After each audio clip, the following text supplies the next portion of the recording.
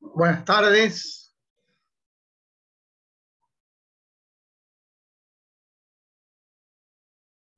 Bueno, esperamos un minuto. Vamos a revisar el trabajo práctico porque es inquietante o son inquietantes los resultados. El promedio de las dos comisiones de los trabajos prácticos es 3,20. O sea, creo que es casi una catástrofe.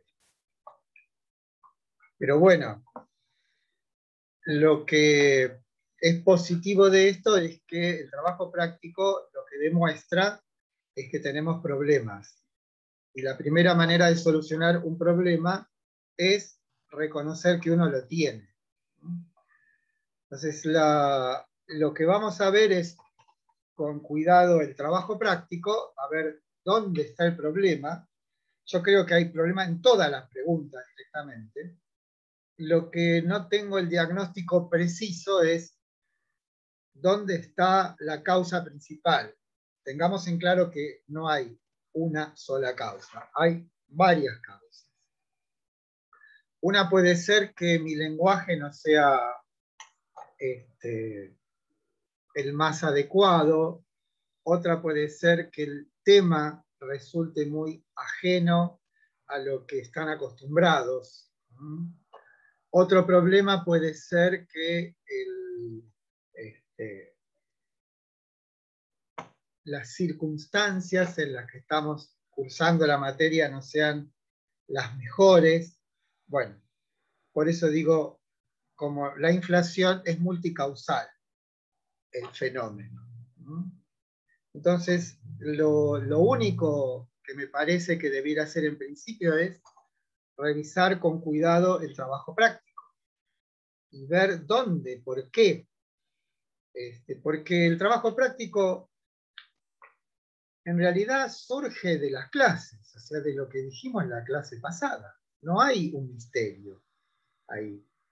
Pero que haya un montón de alumnos que se hayan sacado 0, esto es, que no hayan acertado ninguna pregunta, es inquietante. El 0 no aparece, o sea, el programa, lo que yo hago es, si hay un 0, pongo un 1. 1 es una nota no posible en el multiple choice de 5 preguntas a 2 puntos. O sea, los que tienen un 1 es que sacaron un 0. O sea, no sacaron un 0. No acertaron a ninguna de las preguntas. Y eso me preocupa porque, bueno, mi misión es que ustedes aprendan. No está ocurriendo. No está ocurriendo. Es cierto que, como digo, los temas son arduos, pero bueno, esa es la naturaleza de la universidad, que no sea algo fácil, digamos. Como ya les dije alguna vez, si es fácil, desconfíen.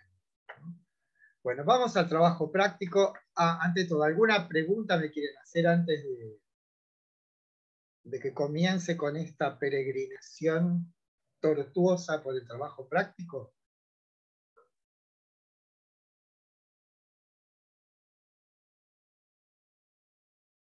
Bueno, vamos.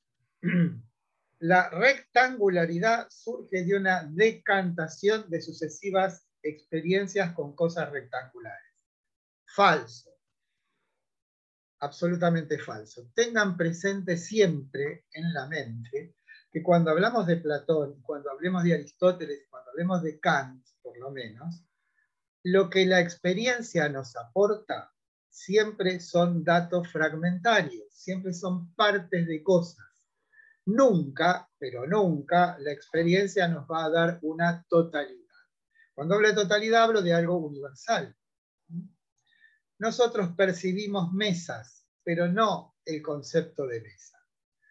Pero esto va más allá, esto va a otro orden, que es, por ejemplo, las figuras geométricas. Hoy vamos a estudiar todo esto, ¿sí?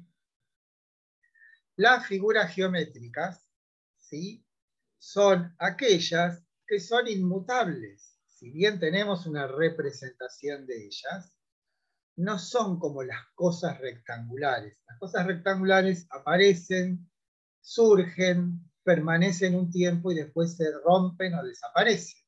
En cambio, la rectangularidad no desaparece jamás. Por lo tanto, entonces, la rectangularidad no es el resultado de la experiencia con cosas rectangulares. Por eso la primera es falsa. Segunda, la rectangularidad en tanto forma perfecta no puede surgir de la experiencia con cosas rectangulares. Absoluta, totalmente verdadera. ¿Está claro? Eso es cierto. La idea de rectángulo no surge de nuestra experiencia con cosas rectangulares. Tercera, la rectangularidad surge de nuestra imaginación, que a partir de la percepción de cosas rectangulares proyecta la forma perfecta del rectángulo. Falsísimo. Les doy una pauta de todo esto. Lo perfecto no puede surgir de lo imperfecto. O sea, si nuestra experiencia nos da siempre cosas, imperfecto quiere decir, recuerden, no completo, no pleno. Si nuestra experiencia se nutre incesantemente de fragmentos de cosas, esto es, de algo que es por naturaleza imperfecto, de lo imperfecto no puede surgir lo perfecto. Se los digo con una fórmula que corresponde a otro filósofo muy posterior, que es Descartes, que dice: el efecto no puede ser mayor que la causa. Esto es, lo perfecto no puede surgir de lo imperfecto.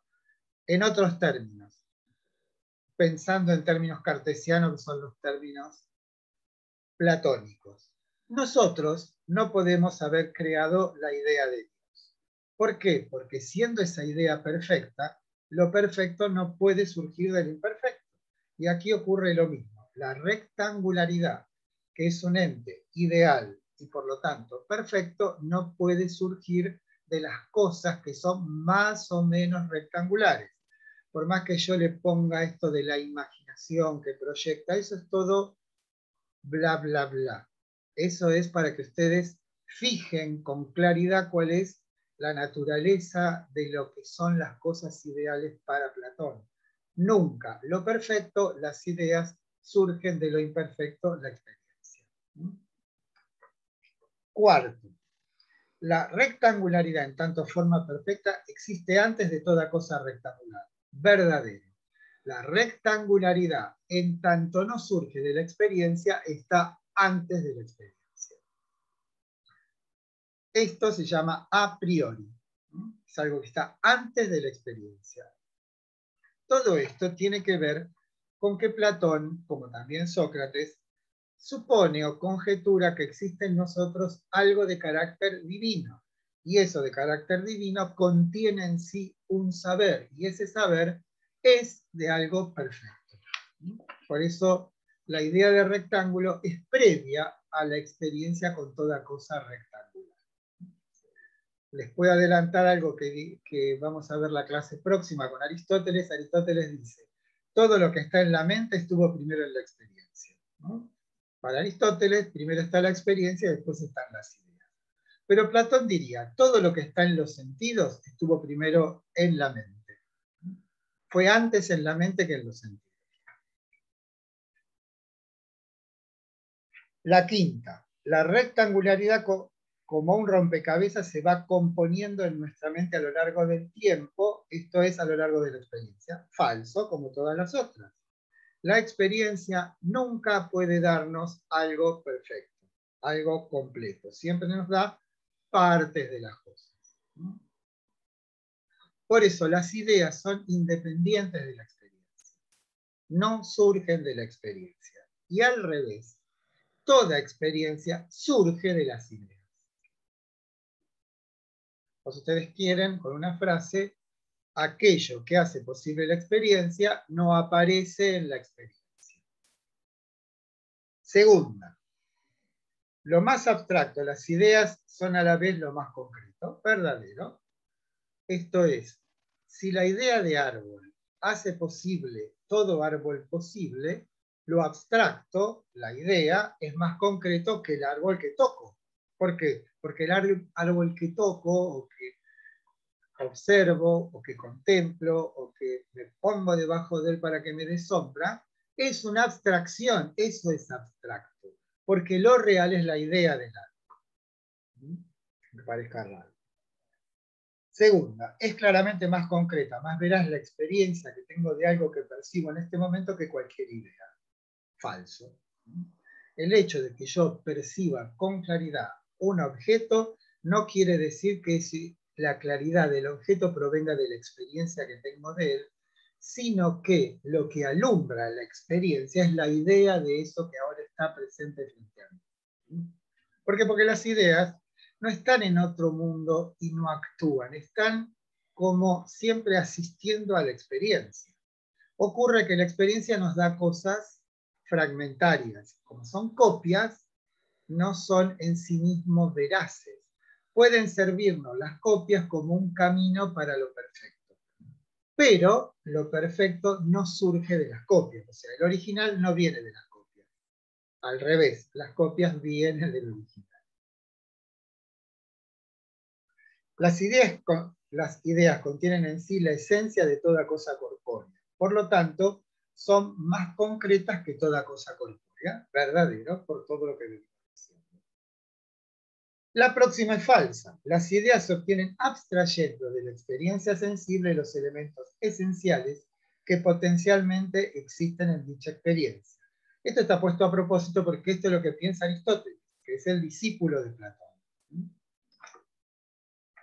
Tercera, las cosas sensibles son la ocasión para el develamiento de lo ideal. Verdadero. Las cosas sensibles, como cuando dábamos el ejemplo, ¿se acuerdan del zapatero y Sócrates? Bien, ¿y cómo haces los zapatos? Y luego con esto, con lo otro, bien. Y ahora decime, ¿es bello tu zapato? Sí. ¿Y la belleza qué es? Y ahí es donde, ¿no? Queda como en suspenso el zapatero. ¿Por qué? Porque la cosa sensible es capaz, como veremos en el banquete, de exhibir lo bello en sí, pero no constituye lo bello en sí. Lo exhibe, lo muestra, lo manifiesta. Esto es, si yo, como dice al principio del texto este que se llama Platón, tengo una determinada experiencia de algo que me conmueve, que quedo absorbido por eso, que lo contemplo y me parece admirable, etcétera, etcétera, ¿sí? Eso quiere decir que la cosa sensible, el crepúsculo que vi, la música que escuché, el cuadro que contemplo, de algún modo refleja, exhibe a lo bello en sí, pero esa cosa corpórea simplemente manifiesta a lo bello en sí, pero no es lo bello en sí. Eso lo veremos en el banquete. La respuesta A, o sea, la anterior, implica que las cosas sensibles están vinculadas con su polo ideal y perfecto de sentido. Verdadero. Son las cosas un modo de expresión, cuando son bellas, de lo que es en sí mismo bello. Las ideas son gestadas a través de una permanente búsqueda en el mundo sensible de sus estructuras esenciales. Falso. Otra vez, siempre son todos iguales los argumentos que les pongo. Son como, es claro, me parece a mí. Si les digo, la experiencia no da las ideas, y las ideas sí dan la experiencia, con esa simple formulación están respondidas todas las preguntas del trabajo práctico. Las ideas delegan la creación del mundo al mismo. Ah, no, perdón, me salté.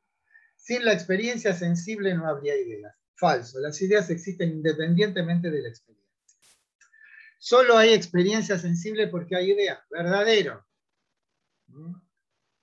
¿Puedo yo conocer el árbol que se presenta en la plaza de la vuelta de mi casa? Porque en mí previamente ya existía una idea de la arbolina.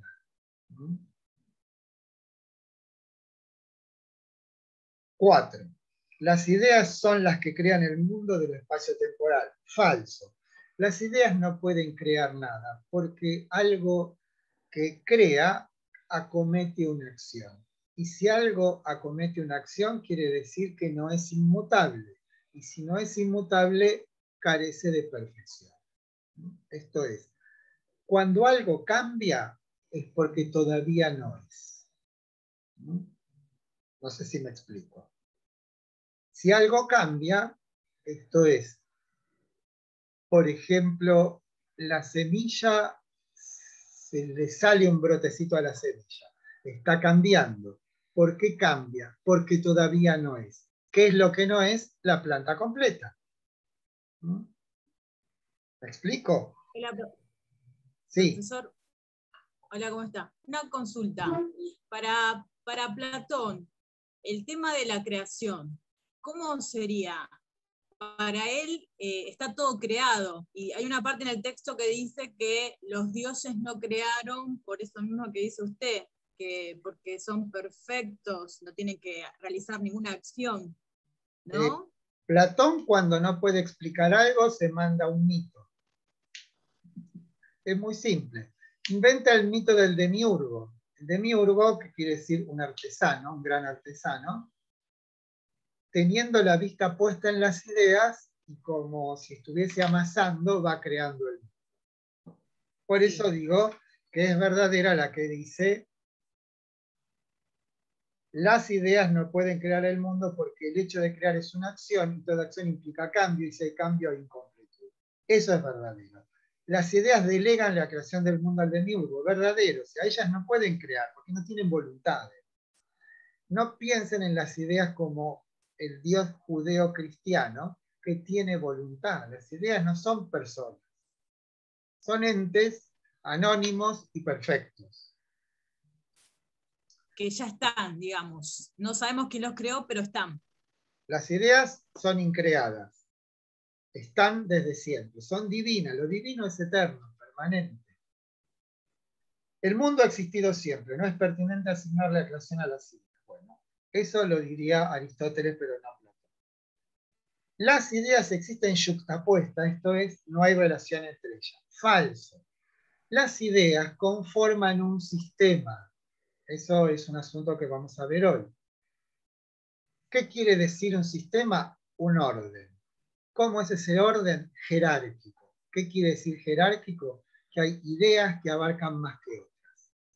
Esto es muy simple y de apariencia compleja. Ya lo hemos dicho también, pero cuando yo digo perro, ¿sí? Estoy diciendo ente espacio-temporal. Estoy diciendo ser vivo. Estoy diciendo ser vivo animal. Estoy diciendo como animal mamífero. Como mamífero cánido. Como cánido la pancha. Eso ya está en nuestra cabeza.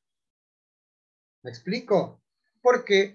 Porque el orden de la realidad es un orden jerárquico. Les voy a contar la historia de Mendeleev. ¿Saben quién es Mendeleev? El de la tabla periódica de los elementos. Mendeleev descubre un orden, ¿no? Y ese orden va desde el átomo más, de la molécula más simple, que es la de hidrógeno, va la de helio, ¿no? Hasta los elementos más complejos como el uranio, más pesados, más complejos. Y resulta que encuentra que hay determinados vacíos en esta progresión. Y resulta que después de muerto Mendeleev, los científicos descubren ese elemento. Y hasta le hicieron un homenaje porque le pusieron Mendelevio a ese elemento. Esto es, si la naturaleza no estuviese estructurada sistemáticamente, no la podríamos conocer. ¿Me explico? O sea, si un efecto no obedeciese a una causa, ¿cómo vamos a ir al médico y el médico nos va a decir tiene gripe? Si no existiese en la naturaleza un orden, y ese orden, por lo menos en el orden de lo vivo, es una relación de causas y efectos, ¿no? Si me engripo, tengo fiebre. Si tengo fiebre, tengo un determinado síntoma. Va el médico, observa los síntomas y dice tiene gripe. ¿Por qué es eso? Porque la realidad está estructurada racionalmente, se puede conocer. Y si la realidad concreta, natural, se puede conocer, es porque es un reflejo de las ideas. Y las ideas, en tanto son la fuente de lo que es la naturaleza, también tienen un orden sistemático. Y está claramente dicho que cuando digo perro, o cuando nombro a mi mascota, o a un pajarito, o lo que fuere, ya en mi cabeza está armado un orden de cosas. ¿Me explico? Esto lo va a decir Platón de un modo gracioso, cuando en un texto de la madurez de Platón, que se llama El Sofista, alguien de algún modo lo desafía a que describa o que, mejor dicho, compruebe que el orden de las ideas sirve para conocer. Entonces, como un desafío, dice, bueno, definime la pesca con caña, ¿no? Como diciendo, a ver si es capaz ese orden de las ideas de definir algo tan concreto y banal como la pesca con caña. Entonces Sócrates, que es Platón, dice bien, la pesca con caña es un arte. Arte quiere decir técnica, ¿no? La pesca con caña es una técnica. Las técnicas son o productivas o adquisitivas. Una técnica productiva es el zapatero. Una técnica adquisitiva es, digamos, el minero o el cazador. Bien, la pesca con caña es un arte adquisitiva. Las artes adquisitivas son de cosas vivas o no vivas. Si es un arte adquisitiva de cosas vivas, las cosas vivas pueden ser terrestres o acuáticas. Si son acuáticas, se los puede cazar hiriéndolos o no hiriéndolos. Si es hiriéndolos, puede ser de arriba hacia abajo o de abajo hacia arriba, ¿no? Entonces, demostrando Platón la eficacia de ese orden que llamamos de las ideas, dice, pesca con caña igual, técnica adquisitiva de seres vivos acuáticos que se los caza hiriéndolos de abajo hacia arriba.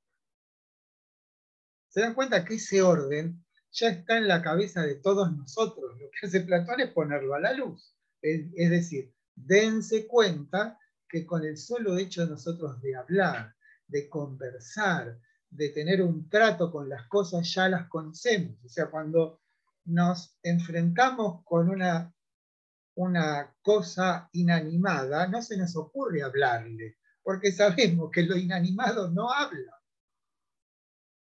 ¿Por qué es eso? Porque tenemos un cierto conocimiento.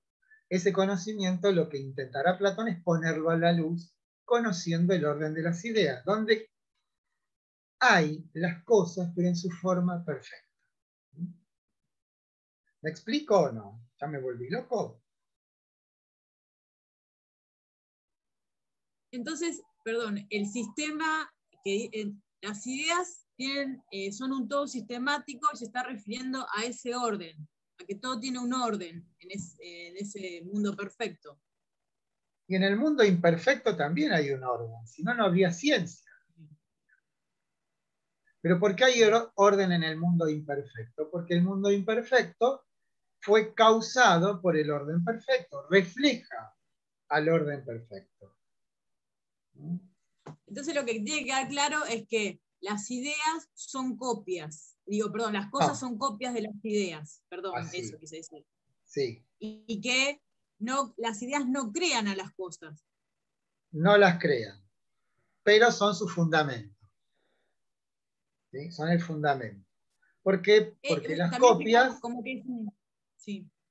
No importa eso, digamos, lo que Platón recurre a esa figura mítica del demiurgo, justamente para no hacer de las ideas algo con voluntad. Me explico, porque si tuviesen voluntad querrían, y si quieren algo es porque no son perfectas, porque solamente puede alguien querer algo porque todavía no es pleno.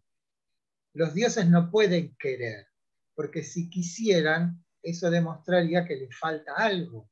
Y si les falta algo, no son dioses, porque no son perfectos. ¿Me explico, Analía? Sí, a veces es como usted dice, como que uno tiene el concepto, yo tengo el concepto de como Dios creador, entonces uno dice, ¿y de dónde salieron las ideas? O también. No, son preguntas que no tienen respuesta, o sea que mejor no Ok, formularlas, ¿sí? está bien. Claro, o sea, ¿qué es lo que hace que Platón piense de esta manera? Ya lo dijimos la otra vez, una es la matemática, y Toma eso otra, abstracto. y otra es el hecho de haber estado con alguien que siempre actuó de un modo consecuente. Como diciendo, bueno, aquí en este hombre, Sócrates, debe haber algo que hace que sea su conducta impecable, intachable, inmaculada. ¿Por qué? Si nosotros vivimos siempre chapoteando en el barro de la experiencia, ¿cómo puede ser que alguien tenga un comportamiento modélico? Bueno, porque ese alguien tiene en sí algo que en realidad lo debemos tener todo y que debemos descubrir. ¿Cómo se descubre? Bueno, Sócrates nos enseñaba con la mayéutica a que hagamos ese giro de la mirada y dirigiéramos la atención no a las cosas que están afuera, sino a nuestra interioridad.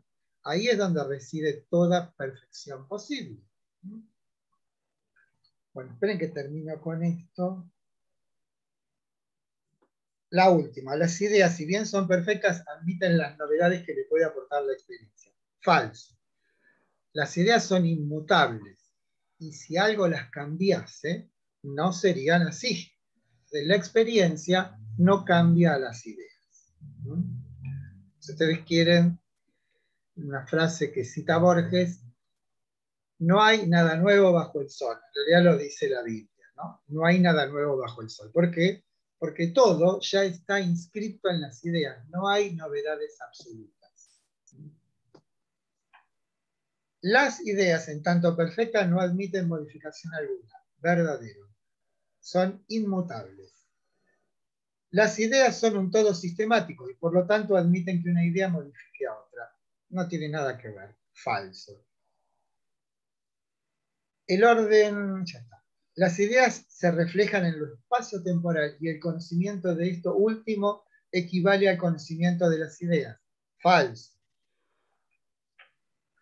Que las ideas existan como un todo sistemático es lo que garantiza que sean inteligibles. Verdadero. Inteligible quiere decir que podemos conocerlas a través del intelecto. Eso quiere decir. Está claro que el orden de las ideas no se conoce a través de lo sensible, sino que para conocerlos debemos recurrir a un orden que no es el de la sensibilidad, sino lo que podemos llamar la inteligencia o el entendimiento. Bueno, ¿alguna pregunta?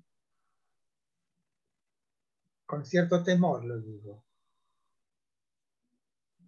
¿Qué dijo la última que era verdadera? La última es ¿No? verdadera, sí. Que las ideas existen como un todo sistemático, es lo que garantiza que... Inteligibles no significa que Se los pueden tengo que conocer. conocer a través, no es que necesito la inteligencia y la razón para conocerlo. Sí, justamente. Sí.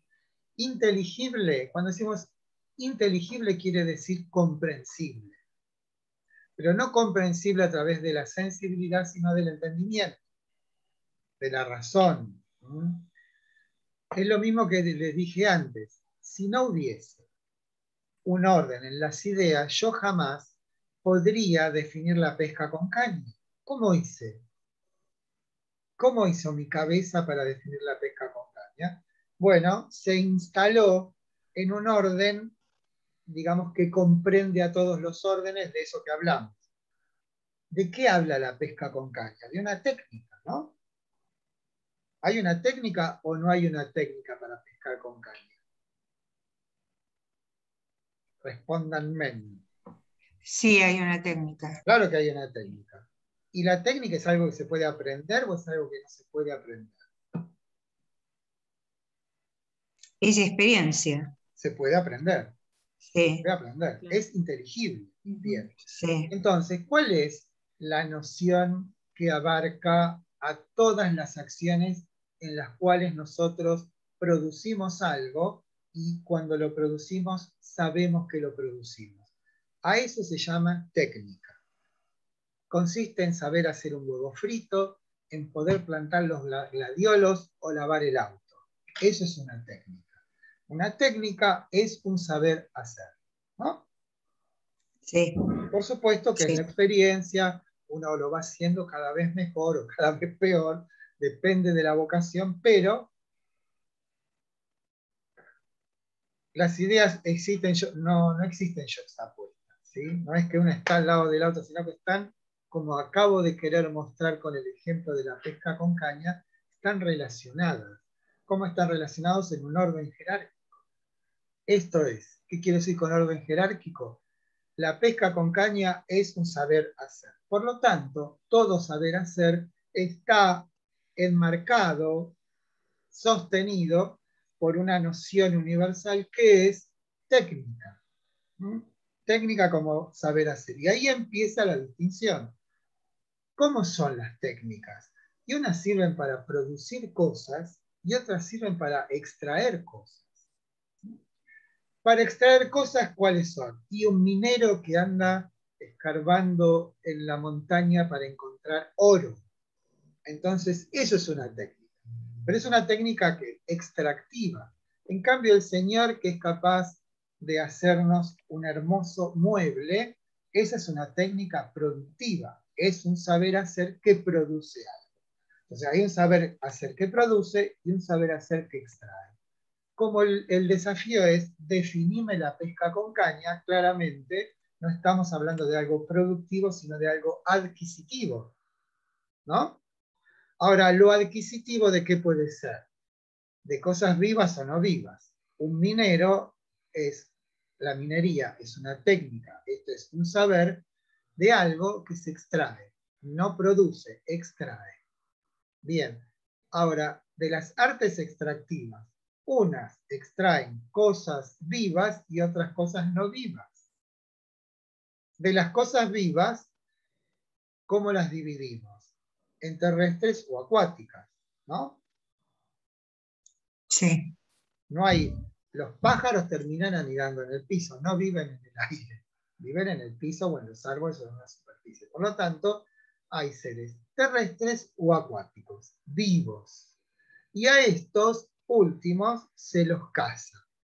Se los caza, yo me salté un paso que es hiriéndolos o no hiriéndolos. ¿Mm? Si es no hiriéndolos, es con una red. Y si hiriéndolos, puede ser de arriba hacia abajo, de abajo hacia arriba.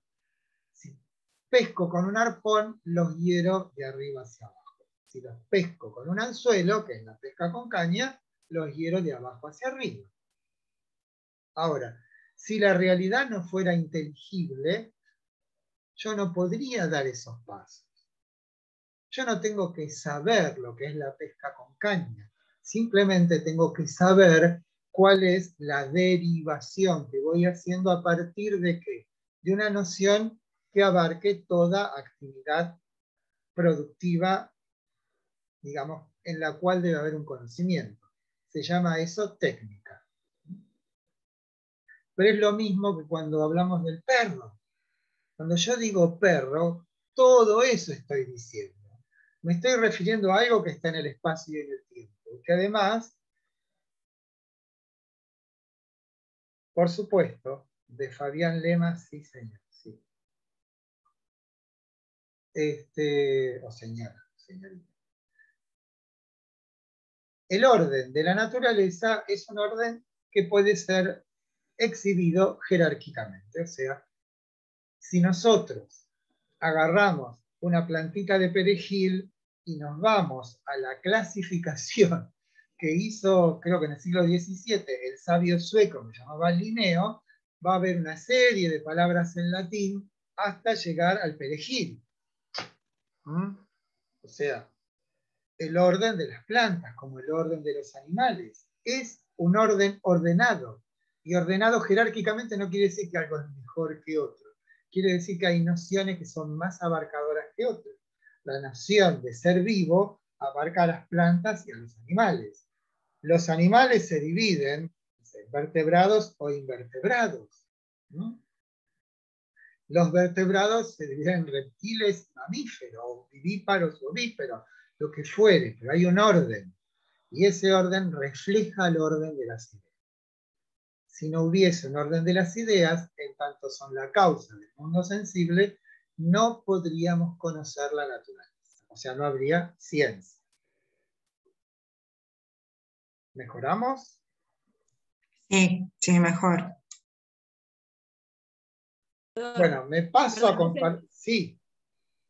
Lo Dime, Ana. jerárquico, claro, yo lo relacionaba como algo más importante o menos importante. No, aquí tiene Eso que ver no es con lo jerárquico, sino que es lo que abarca. tiene que ver con lo más relativo que Lo que, claro. O sea, vos cuando hablas de sistema, por ejemplo, hablas de un sistema informático, ¿no? Por ejemplo, normalmente es así. Un sistema de contabilidad, digamos, un sistema de administración de personal. ¿Cómo está pensado eso? Y está pensado a partir de estructuras que van de lo general a lo particular. O sea, en una contabilidad, ¿qué tenemos? Cuentas. Bueno, las cuentas se dividen en esto, esto y esto. En una oficina de personal, ¿qué tenés? Personas. ¿Y las personas cómo se dividen? Si se puede decir eso. Y tienen un domicilio, tienen un documento de identidad, tienen un sexo, tienen un celular o un teléfono, ¿no? Pero ¿qué es lo que está encima de todo? Y es un individuo, es una persona. A partir de ahí comienzo yo a agregarle atributos. O sea, no es algo que pertenezca al orden de las ideas, sino que la misma sociedad implica necesariamente en cualquier actividad un orden, y ese orden es inteligible, y se vuelve inteligible en la medida en que nosotros podemos hacerlos abarcados por nociones universales, ¿no? O sea, queremos estudiar la conducta de los individuos varones mayores de 60 años en el barrio de Lomas de Zamora, fíjense, o en la localidad. Entonces, ¿qué tenemos que hacer? Todo lo que tenemos que hacer ya está circunscrito por un determinado orden de ideas, ¿no? Un modelo, si ustedes quieren. Jerárquico, ¿por qué? Porque circunscribimos nuestra investigación a un orden. ¿Cuál es ese orden? Mayores de 60 años. Ahí tienen un orden, que no es un orden en sí mismo, sino que sirve a los fines de la investigación que quiero llevar a cabo. Pero eso lo delimita cada uno, lo determina cada uno, o la disciplina en la cual uno está investigando. Bueno, ¿alguna otra pregunta? ¿No? Bueno, No. vamos aquí a ver qué tengo que...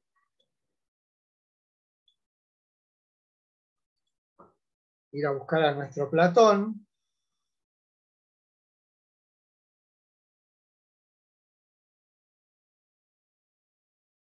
Esperen que lo vamos a buscar aquí.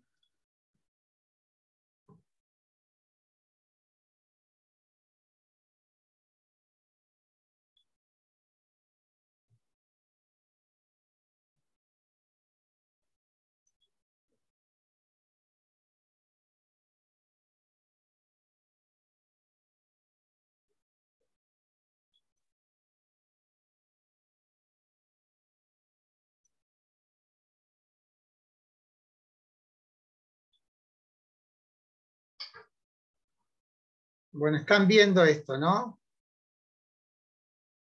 Sí. Sí, profe. Sí, profe. Tienen que vamos a... Aquí habíamos quedado, ¿no? Bueno, estábamos hablando de las ideas, por eso todo el trabajo práctico estuvo dedicado a las ideas. Aquí lo que en esta filmina, con perdón de la vejez del nombre, lo que vamos a intentar determinar es cuál es el origen de las ideas. O mejor dicho, cómo es que a Platón, en qué se fundó Platón cuáles fueron las nociones fundamentales en las que él se basó para proponer esta doctrina de las ideas. O sea, cómo es que, digan que en nosotros mismos, cuando tenemos una ocurrencia para algo, esa ocurrencia debe tener algún origen en nosotros. O sea, ustedes están en la facultad y seguramente alguien en la familia, alguien en el colegio, los inspiró para que ustedes decidiesen hacer una carrera, ¿no? En el caso de Platón, el que está buscando una réplica eficaz contra la doctrina, no, contra el discurso sofístico, relativista y escéptico, que ayuda o colabora a disolver las comunidades, como él suponía que Atenas tenía como en los sofistas un factor corrosivo. ¿Cómo tengo yo que oponerme eficazmente al discurso sofístico? Y claramente lo que habría de herir de muerte a la sofística es encontrar nociones invulnerables. Esto es, que no sean opinión, sino que sean verdades inobjetables. ¿Y dónde encuentra verdades inobjetables? En la matemática. O sea, si yo agarro un palo, lo parto en dos, digo, bueno, son iguales, son desiguales, pero la idea de igualdad es independiente de los palos, de todas las cosas que sean iguales o desiguales. En eso Platón se basa, en esta búsqueda de algo que sea invulnerable, que no pueda ser destruido por la práctica sofística, ¿no? Entonces, por un lado, descubre ese tipo de nociones en la matemática, ¿no? Y por otro lado, descubre ese tipo de nociones en la conducta de Sócrates. O sea, hay como dos caminos que convergen para que él diga, no, debe existir un orden de verdades absoluto cuyo contenido son nociones interrelacionadas de un modo sistemático que llama ideas, ¿no? Las ideas, como sabemos, son perfectas, inmutables, participables, corresponden a la esencia de cada cosa, todo lo que vimos en la clase pasada. Pero aquí lo que estamos tratando de indagar es de dónde le surge a Platón esa idea. Entonces decimos, primero, ¿cuál es la motivación? ¿Qué es lo que motiva a Platón a la búsqueda, a la investigación y al descubrimiento de ese orden, ¿no? Lo que motiva a Platón es deshacer, disolver, destituir el discurso sofístico que, como ya sabemos, se basa en el relativismo y el escepticismo. Esto es, yo actúo en el mundo, en la ciudad, en la polis, como a mí me parece. ¿Por qué? Bueno, porque no puedo conocer otra cosa que mi propia experiencia, y mi propia experiencia me dicta que yo tengo que tratar de acomodarme más o menos a lo que todo el mundo hace, a lo que todo el mundo piensa, a lo que todo el mundo le gusta, ¿sí? O peor, puedo decir como un escéptico, no hay un orden absoluto, o sea que voy a hacer exactamente lo que a mí me parece, ¿no? Eso para Platón es un factor disolvente, como no para la polis, sino para toda comunidad humana. En una casa, como decíamos cuando estudiamos ética, tiene que haber un orden. Las personas no pueden hacer lo que quieren porque hay una comunidad y la comunidad es una organización de individuos y esa organización de individuos se supone que cada uno tiene una función que cumplir, ¿no? Eso es lo que el discurso sofístico diría, bueno, tengo 20 años y la verdad que no tengo ganas de estudiar ni tengo ganas de trabajar. Entonces lo que voy a hacer simplemente es dejarme llevar a donde, no sé, los vientos de la vida me lleven y tratar de gozar lo más posible de esta porción de tiempo que me ha sido otorgada y que llamo mi vida. Contra eso dice, no, alguien le dirá, acá hay una comunidad, en una comunidad hay normas, y las normas sirven para preservar a esa comunidad, para que siga existiendo. ¿Me explico? Hola. Sí, se explica. O sea que las normas para él son necesarias, o si no se disuelve la sociedad. Bueno, eso es contra lo que pelea Platón.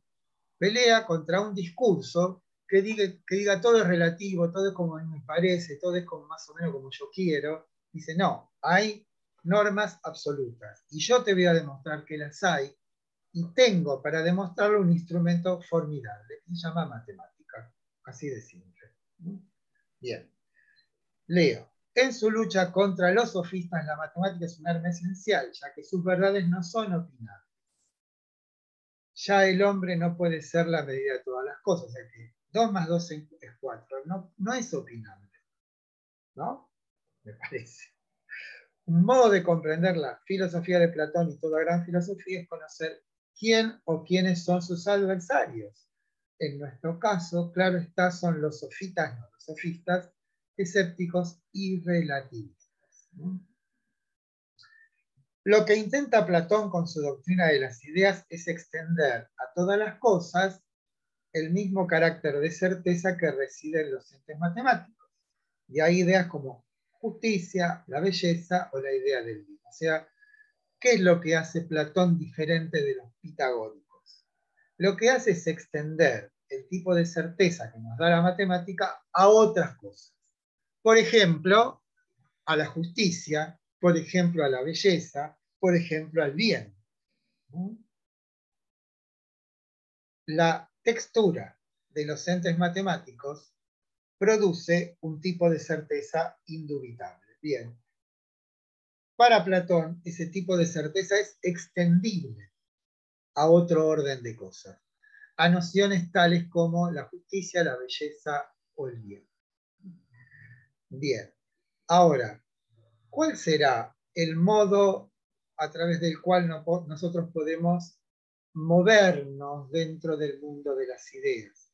¿Cuál es el procedimiento intelectual que utilizaremos para poder ir conociendo esto mismo que hicimos con la pesca con caña, ¿no? Es la deducción. ¿Qué es la deducción? La posibilidad asombrosa que es partir de determinadas definiciones indubitables, axiomas. Ahí tienen un hipertexto que pueden leer. Normalmente son citas de la Wikipedia, ¿no? Y desde ellas formular proposiciones con el mismo valor de verdad de aquella que les dio origen. O sea, piensen ustedes en esto. Todos hemos estudiado geometría en la escuela secundaria y también en la primaria, ¿no? Aprendimos las figuras geométricas, pero también aprendimos teoremas. Y fíjense que todos los teoremas y todas las verdades que aparecen en la geometría plana, que se llama la geometría euclidiana, parten de una cantidad de postulados.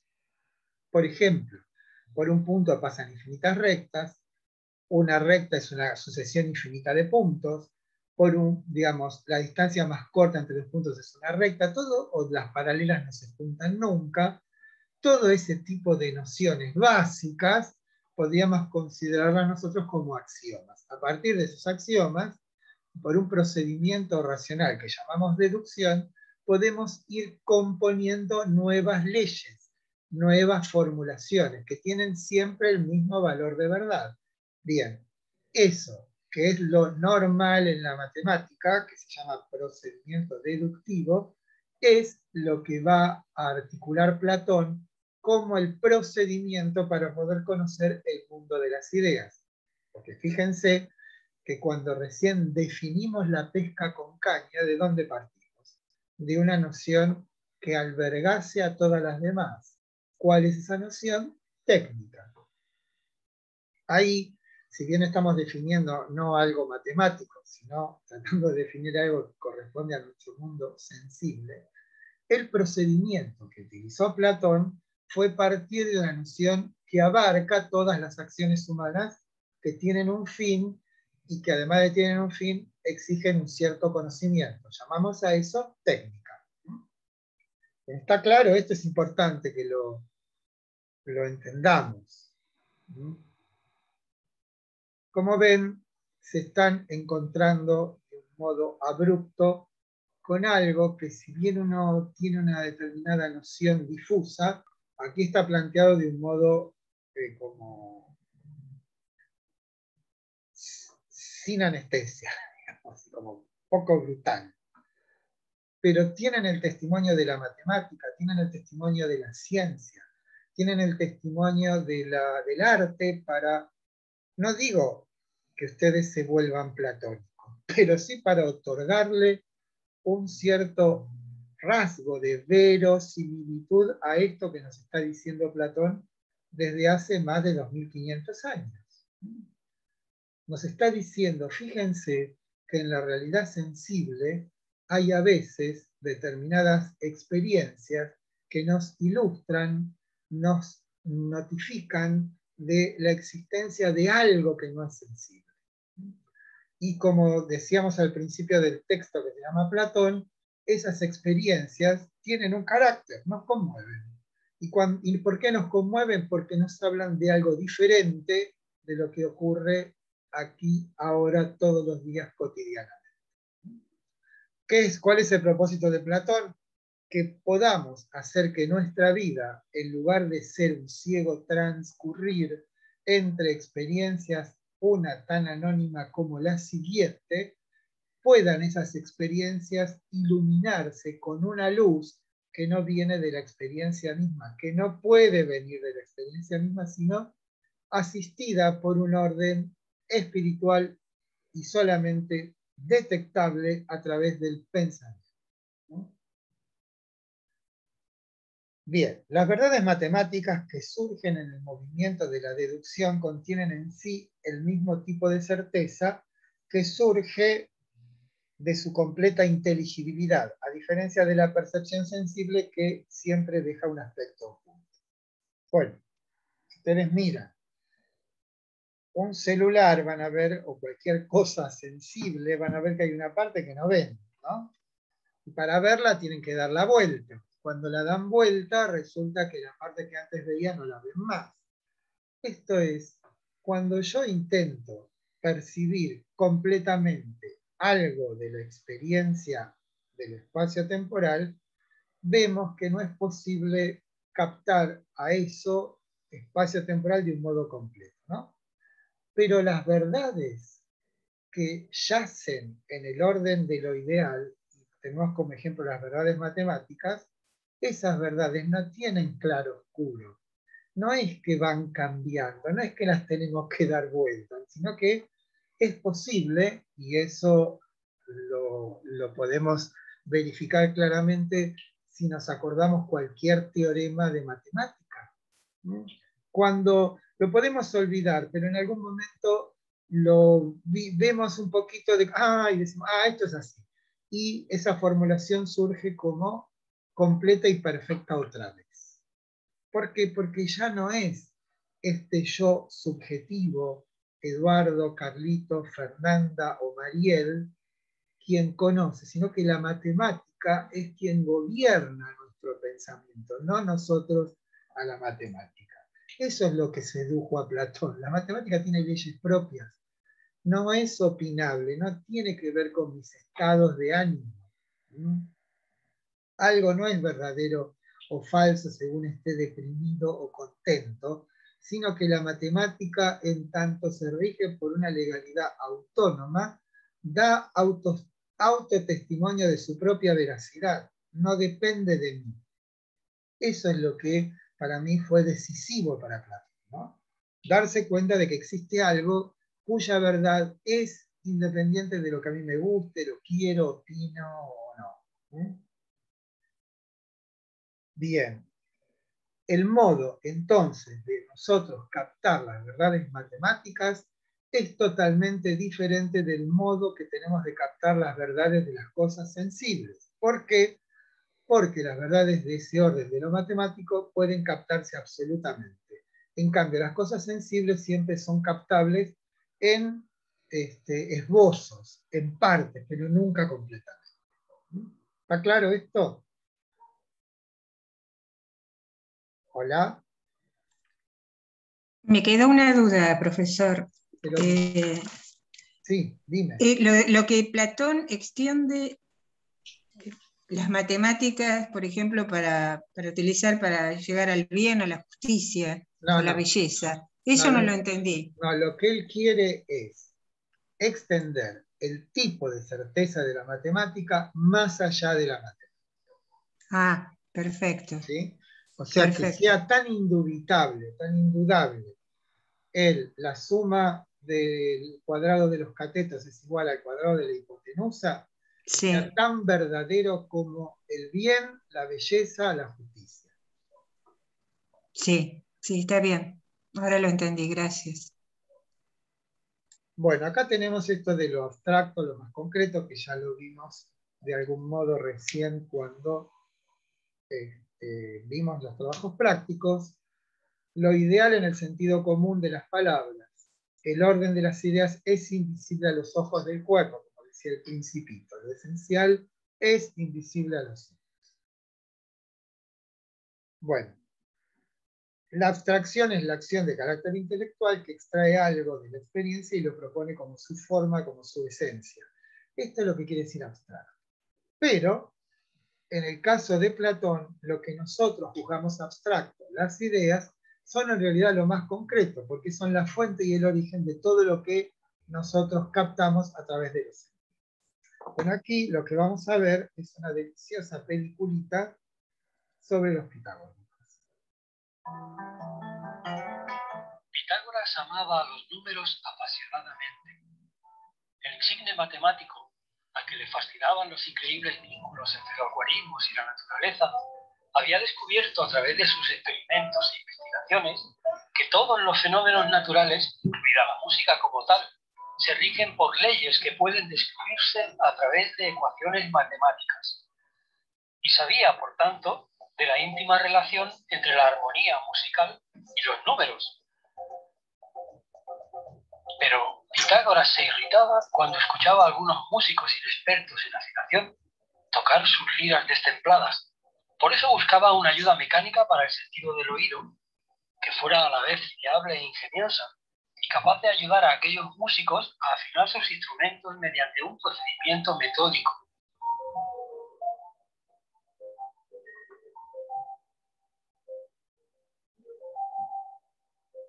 Meditaba sobre el problema convencido de que debía construir un aparato de medida, similar a una regla o a un compás o a algún instrumento óptico, algo parecido a la balanza y a su uso con los conceptos de pesos y medidas.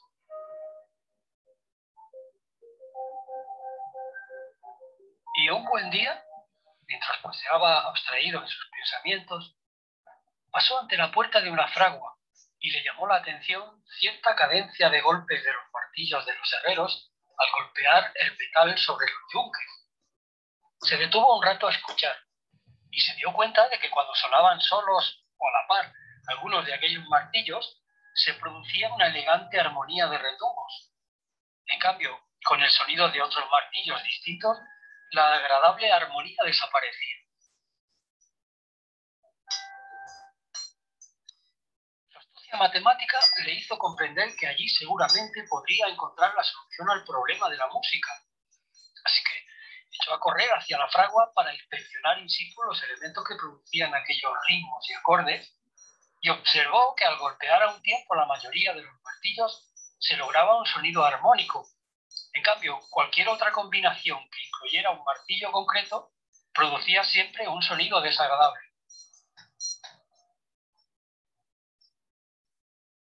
Analizó todas las herramientas y se dio cuenta de que las que eran armónicas entre sí guardaban una relación matemática sencilla. Las masas de todos y cada uno de los martillos que sonaban acordes en conjunto eran proporcionales entre sí. Todos los martillos cuyos pesos guardaban entre sí la proporción de la mitad, 2/3 o 3/4, producían sonidos armónicos. Sin embargo, el peso del martillo que provocaba la disonancia al golpearlo al unísono con cualquiera de los restantes no mantenía una relación simple con los pesos de los demás martillos. Es decir, llevando al campo de las matemáticas aquella experiencia suya en una fragua, Pitágoras de Samos inventó la llamada afinación pitagórica, una gama musical construida sobre intervalos de quintas perfectas de razón 3/2, tras descubrir las leyes de los intervalos musicales regulares, es decir, las relaciones aritméticas de la escala musical.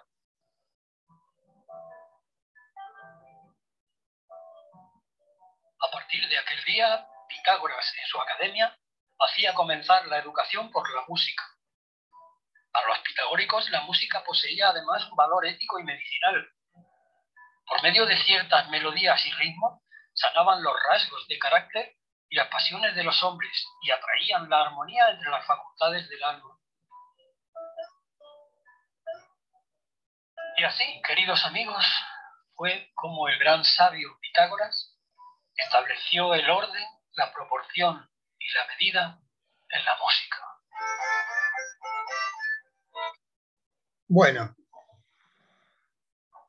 no sé si puedo decir algo más, pero el más formidable descubrimiento de los pitagóricos fue que lo matemático, que en apariencia solo existe en la mente de las personas, es, sin embargo, algo capaz, la matemática, de describir un fenómeno que existe fuera de nosotros. Y eso fue lo que tremendo de Pitágoras. Descubrir que en algo que está en el espacio y en el tiempo, esto es las notas musicales, el tamaño de las cuerdas de la lira, la longitud de las cuerdas de la lira, y cómo debían ser, digamos, dispuestas esas cuerdas para que su sonido sea armónico. Y eso es una realidad matemática. Piensen esto, muchísimos años después, creo que ya se los dije, Galileo Galilei dijo esa famosa frase: Dios escribió 2 libros, uno es la Sagrada Escritura, el otro es la naturaleza, que está escrita en caracteres matemáticos. Y si ahondan por un instante en esto que estamos haciendo ahora, como decíamos el otro día, ¿qué es esto que hacemos con un Zoom? ¿Dónde está la quinta esencia de esto que estamos haciendo? Sino en la aplicación a un determinado fenómeno de las posibilidades de la matemática de poder controlar esos fenómenos, de poder administrarlos, de poder darles un determinado orden. Bueno, por eso es Pitágoras, además de ser el maestro de Platón, alguien que es decisivo para la historia occidental. Bueno, esto más o menos ya lo hemos dicho. Y aquí hacemos otra vez referencia a esto que habíamos hablado antes, ¿no? De el orden de las ideas como un orden sistemático. Aunque se me desapareció esto, ¿no? Bien. Orden sistemático, acá tiene una bella filmina. No es una filmina, esto es una cita, esto es una ficha. Voy a leer solamente, es un poco complejo esta cita, dice: lo que podía encontrarse en Platón y fue paradigmático para el pensamiento de Hegel, la concatenación de las ideas, la convicción básica de Platón, cuyo despliegue hallamos sobre todo en el Parménides, es que no hay ninguna verdad de una idea singular, de modo que aislar una idea es siempre un desconocimiento de la verdad. Las ideas están siempre ahí, solo en su encadenamiento, mezcla o entrecruzamiento, tal y como las encontramos en las discusiones o en el diálogo del alma consigo misma. Esto es muy interesante porque para Platón la fuente fundamental de, no las ideas de él, sino de toda posible idea, está en las discusiones, está en la conversación. No es en la lectura de los textos donde uno, para Platón, ¿no? Y para Sócrates también, donde uno va a aprender. Uno va a aprender realmente cuando conversa. Y sobre todo, si con quien conversa es una persona que tiene el mismo interés que uno en conocer. y si esa persona en esa conversación es honesta, si esa conversación no tiene por fin triunfar uno sobre otro, sino que esa conversación tiene por fin descubrir una verdad, o descubrir algo verdadero, ¿no? Por eso este nombre de dialéctica, que es la aptitud que nos permite deslizarnos por el mundo de las ideas. ¿Y por qué ese nombre? Porque dialéctica en realidad es una conversación donde hay argumentación y que tiene un propósito que es descubrir la verdad. ¿Mm? Bien, las ideas se encuentran enlazadas de un modo sistemático. ¿Qué quiero decir esto otra vez? Cuando digo perro, digo todo ese cúmulo de nociones. Como cuando digo plato, o digo libro, o digo notebook. Hay toda una serie de saberes no sabidos que están inscritos en nosotros y que lo único que tendríamos que hacer, filosóficamente hablando, es descubrir cuál es la trama de esos saberes, que ya los tenemos, sin duda, pero hay que develarlos. Sistema implica unión, ¿no? Algo organizado. Piensen ustedes en nuestro cuerpo. Nuestro cuerpo está compuesto de diversos órganos y esos órganos actúan entre sí de un modo armónico, como unificados por una finalidad que es mantener la vida. Por supuesto, cuando algunos funcionan mal, todos funcionan mal. ¿Por qué? Porque hay un orden sistemático también en nuestro cuerpo y en los cuerpos de todos los animales y de todos los seres vivos. ¿Por qué? Porque hay armonía entre las partes. Y esa armonía tiene que ver con un orden. Ese orden es un orden sistemático. Esto es inteligible. Bueno, aquí está la dialéctica famosa. Bueno, aquí tienen ustedes esto que yo dije de la pesca con caña. Acá en amarillo lo tienen ahí resumido, ¿sí? Lo que yo creo es que tienen que estudiar más. A mí me parece que debieran estudiar más. De mi parte, están los videos, está el módulo 1, está el módulo 2, están los textos complementarios, están los videos que se agregan con estas clases. O sea, yo no sé qué más necesitan para poder aprender. Tienen todos los elementos a la mano. Estoy yo para que me pregunten. Me mandan mails y yo los respondo meticulosamente. ¿Por qué es que les va mal? A mí me parece que una parte de la responsabilidad es de ustedes, ¿no?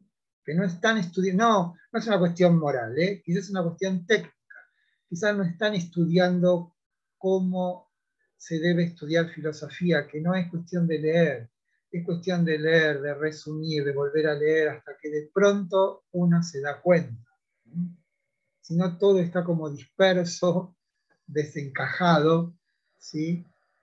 Es como es una cuestión de perseverancia, ¿no? Como decíamos al principio, 90% de transpiración, 10% de inspiración. Bueno, ahí donde dice dialéctica, ven, es ese arte de poder uno deslizarse por ese mundo, como en la pesca con caña. La gravitación de las ideas en nuestra vida cotidiana se muestra en que, si no es posible la orientación en el mundo de las copias, es porque justamente ellas representan de un modo degradado al mundo de las ideas.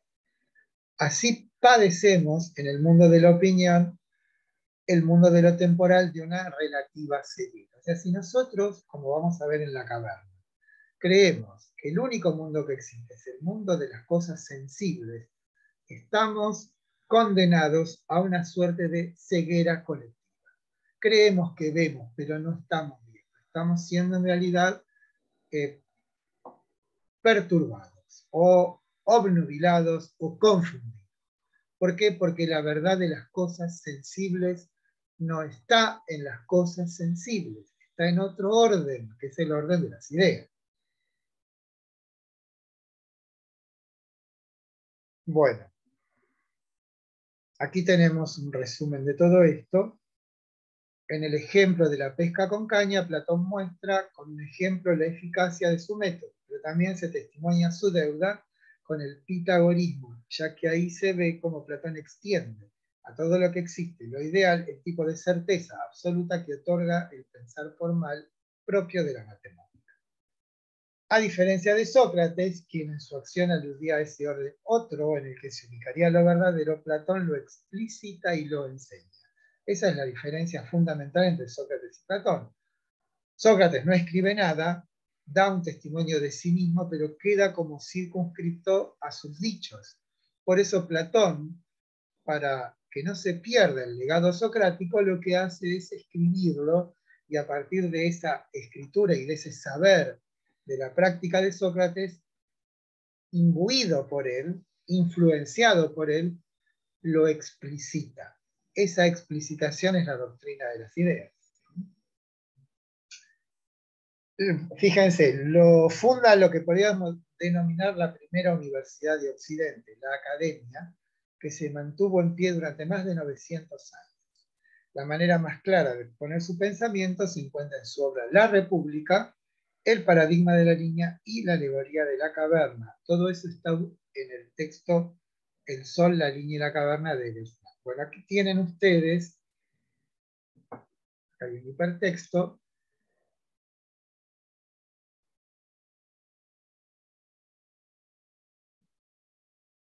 donde está explicado cada uno de los momentos. Fíjense, acá está el texto de Platón. O sea, el problema es, me parece que no están estudiando del modo más adecuado. No estoy diciendo que no estudien, pero esta disciplina necesita de otro método para estudiar, me parece. Bueno, este es el paradigma de la línea. Como ven, es un mapa de la totalidad, ¿no? Toda realidad posible está inscrita en este esquema que llamamos paradigma, quiere decir modelo, ¿no? El modelo de la línea. Como ven, hay una rayita horizontal que divide al mundo sensible del mundo inteligible. Se llama sensible al mundo que uno capta a través de los sentidos, e inteligible al que solamente captamos a través de la inteligencia. Fíjense además que hay una gradación de lo más oscuro a lo más clarito en en esta filmina, ¿no?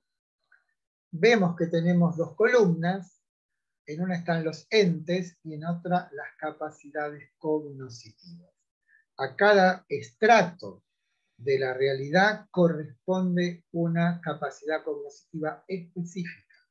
Esto es, si conocemos a través de los sentidos las representaciones de algo espaciotemporal, por ejemplo una foto, cosa que no había en época de Platón, una imagen reflejada en un espejo, tenemos un conocimiento, pero es un conocimiento para Platón el más pobre al cual podemos acceder los humanos. Esto es, no las cosas físicas, sino su reflejo.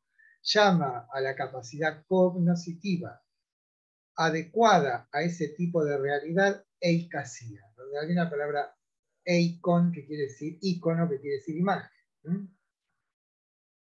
Después está la creencia, esto es aquel conocimiento de las cosas sensibles donde lo que es captado es la cosa misma tal como se presenta a nuestros sentidos. Llama a eso pistis, creencia, y el correlato son los entes de los que estamos permanentemente rodeados. Y ahí tenemos un salto. Aquí saltamos de lo sensible a lo inteligible. El primer estrato de lo inteligible es el conocimiento que Platón llama dianoia. Ese prefijo dia en griego quiere decir a través, y lo que hace es exhibir que el tipo de conocimiento de la dianoia que corresponde a los entes matemáticos implica un cierto movimiento, el movimiento del pensamiento matemático que va de una proposición a la otra. Y ese movimiento tiene un nombre, se llama deducción, como habíamos dicho antes. Ahora bien, ¿por qué A diferencia de los pitagóricos, Platón no juzga el conocimiento matemático como el más alto, porque dice Platón que todavía en la matemática se conservan residuos del orden de lo sensible. Trazamos una recta, dibujamos una figura, ¿sí? Todo eso nos recuerda, o mejor dicho, es un arrastre del mundo sensible. Por lo tanto, para Platón, y esto es muy importante, el conocimiento de lo matemático es un conocimiento que tiene una inspiración pedagógica. Sirve para que el alma se vaya acostumbrando en el trato con lo matemático, en tanto lo matemático son entes inmutables, vaya acostumbrándose, familiarizándose con el orden propio del pensamiento, que es lo inmutable. Lo inmutable es como un salto que se llama noesis. En la noesis lo que captamos son los entes morales y metafísicos. Morales, lo bueno, lo justo. Metafísicos, la armonía, la simetría, la proporción. Y por fin la idea del bien, que Platón no dice mucho acerca de esto, pero nosotros podíamos tener un acercamiento con algo que he dicho antes. Si el cuerpo de cada uno, de todos los seres vivos, está compuesto de diferentes órganos, hay algo que no está en ningún órgano, pero que hace que ese cuerpo funcione armónicamente. Es como que hay en cada cosa viva una idea que articula, administra, orienta todo movimiento hacia el fin que es el mantenimiento de la vida. Bueno, es como que no hay en ningún órgano el órgano que administre todo, sino que hay una suerte de idea, podemos decir, que hace que nuestro cuerpo o los cuerpos de los seres vivos funcionen de una manera armónica. Eso sería como la idea del bien, pero no en un cuerpo, sino en la totalidad del universo. Todas y cada una de las cosas que existen tienen como modelo la idea de perfección que está en la idea del bien. Esa idea de perfección es aquella que está presente en todas y cada una de las cosas que existen. Pero ¿cómo está presente? No como un ingrediente de las cosas, sino como una suerte de halo, no, de polo, de sentido absoluto, al cual todas las cosas intentan asemejarse. Como verán, esto está muy cerca de la idea judeo-cristiana de Dios. No crean que cuando el cristianismo aparece, unos siglos después de Platón, hace préstamos masivos de la filosofía platónica para intentar pensar la divinidad. No sé si vieron la película El nombre de la rosa, ¿no? Pero ahí está clarísimo esto. O el mismo San Agustín, que es un platónico. O sea, hasta el siglo XIII en Occidente, el pensamiento que predominó en la intención de la religión cristiana de poder pensar de un modo adecuado a Dios, se sirvió casi exclusivamente de aquello que había sido propuesto por Platón casi 5 siglos antes, o más. Bueno, pero acá tienen ustedes una especie, después vamos a ver cómo Aristóteles traduce esto a su lenguaje, ¿no? Pero tienen algo así como, bien, el universo está estructurado de esta manera. ¿En qué consiste una vida humana propia? En pasar del conocimiento sensible al conocimiento inteligible. Recuerden esto que decíamos de la ética intelectualista socrática. Cuando uno conoce el bien, se transforma en aquello que conoció. Y esto vale absolutamente para Platón, con el ingrediente que Platón lo explicita. Esto es, ¿qué es? Aquello que mueve al alma al conocer. Es que el alma de cada uno está como desorientada en la tierra. Su desorientación se manifiesta porque anhela, porque desea. Pero ¿cuál es el deseo más íntimo de toda alma humana? Volver a estar en ese estado en el que estuvo en su modo, digamos, primero, en, podemos decir, familiaridad con lo divino. El alma de cada uno estuvo en algún momento fuera del tiempo de lo humano en una especie de intimidad con lo divino. Ahí vivía plena y felizmente, podemos decir, el alma. Pero, por un designio que nosotros no conocemos, el alma debe descender a un cuerpo. Pero cuando está en ese proceso de descenso, debe atravesar un río, que es el río del olvido, el leteo.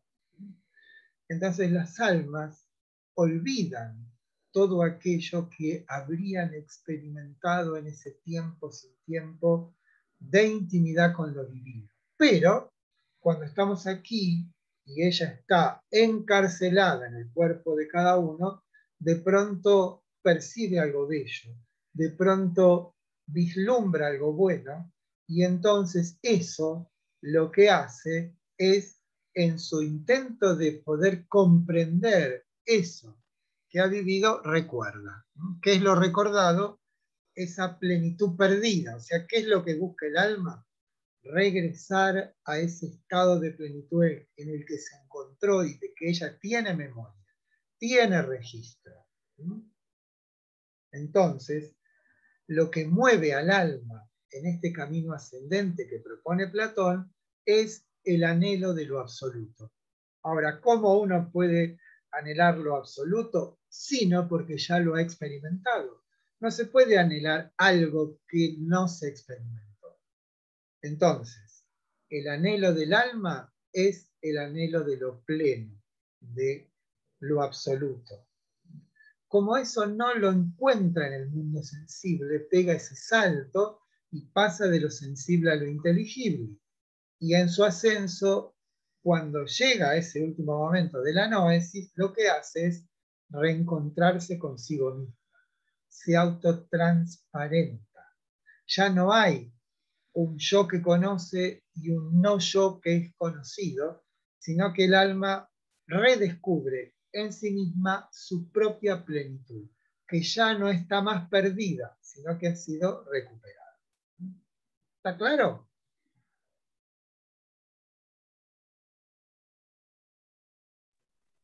¿Están ahí Una pregunta. todavía? ¿Están? Sí, sí. O sea, el objetivo de Platón es llegar a la idea del bien. En algún Bueno, punto, digamos. el objetivo ¿Cómo del sería? individuo Platón es mostrar lo que él supone que sería una vida humana. ¿Cuál sería el modo propio que nos corresponde como seres humanos? Y en esa concepción de cuál es el modo propio de ser humano, está inscrita la idea de que en nosotros hay un alma inmortal que anhela regresar a su plenitud perdida.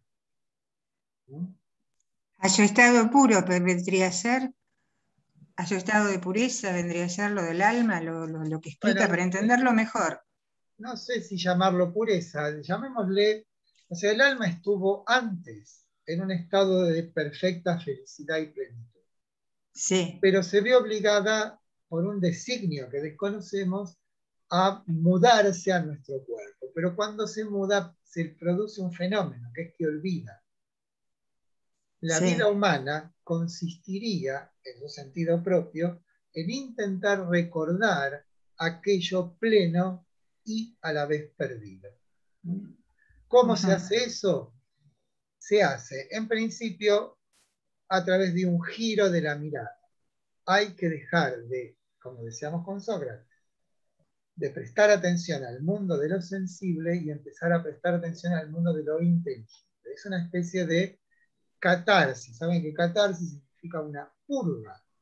Tenemos que, y ahí sí adhiero a lo que vos decís, purificarnos. Sí, Si está entendés bien. pureza como el estado originario del alma, estamos de acuerdo.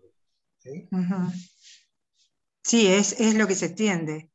Es lo que por lo menos entendí cuando lo explicaba. Bueno, aquí tenemos la otra manera de mostrar lo mismo, que es la alegoría de la caverna, donde está explicado todo esto, y después vamos a ver un delicioso videíto sobre la alegoría de la caverna, ¿no?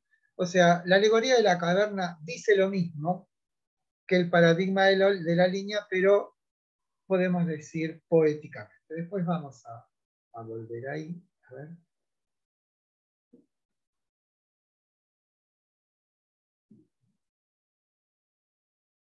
Aquí está explicado y aquí tenemos un video y yo voy a ir a una parte del video.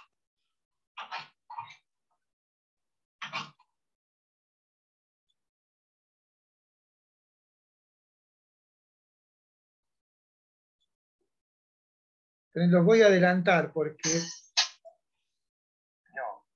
Y la inteligible. Bueno, acá tienen el paradigma de la línea contado por David Magna, así que ese que yo les recomendé que viesen. Espere que no me acuerdo.